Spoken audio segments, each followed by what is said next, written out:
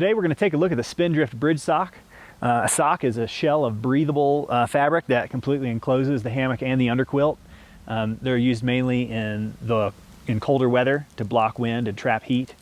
Since it does completely enclose the hammock, you'll often notice a 15 to 20 degree difference between the inside air temperature versus the outside air temperature. It's not a complete substitute for a tarp, although it will usually allow you to go with a much smaller tarp. I've used this without a tarp in a pretty heavy snowstorm, although it was a really dry snow and I was fine. If you're in any kind of moderate rain or wet snow, you're going to want probably a small tarp. It is a water resistant fabric, so it will shed light snow and rain without any problem. You'll notice that the zipper is offset towards the head end. You'll want to keep that in mind when installing the hammock into the sock. You also want to make sure the hammock's not upside down, twisted, backwards, etc. Also, when using the sock, you will not be using the mosquito netting on the hammock, so you'll roll that up and stuff it in its pocket at the end. Before you do that though, you're going to salvage the shock cord off of the hammock to use on the sock itself. You'll notice that each of the four corners of the bridge sock, there's a small metal grommet. You're going to thread each dog bone on the hammock through the corresponding grommet.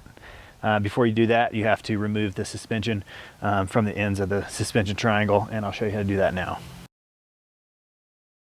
Now, before I can thread each of these dog bones through the grommet on the Spindrift, I need to remove the suspension and the apex buckle. You can see I've gone ahead and removed the webbing from the adjustable webbing suspension. Now I'm just going to remove that from the apex buckle. And to remove the apex buckle itself, I'm just going to loosen up this girth hitch a little bit and flip it over the end of the buckle, like that. Now I'm ready to thread through the grommets on the Spindrift. Once that's done, I can reassemble these pieces. I'll take these two dog bones together as one. I'm going to thread it through the middle of the apex buckle and over. And then the same thing with the suspension.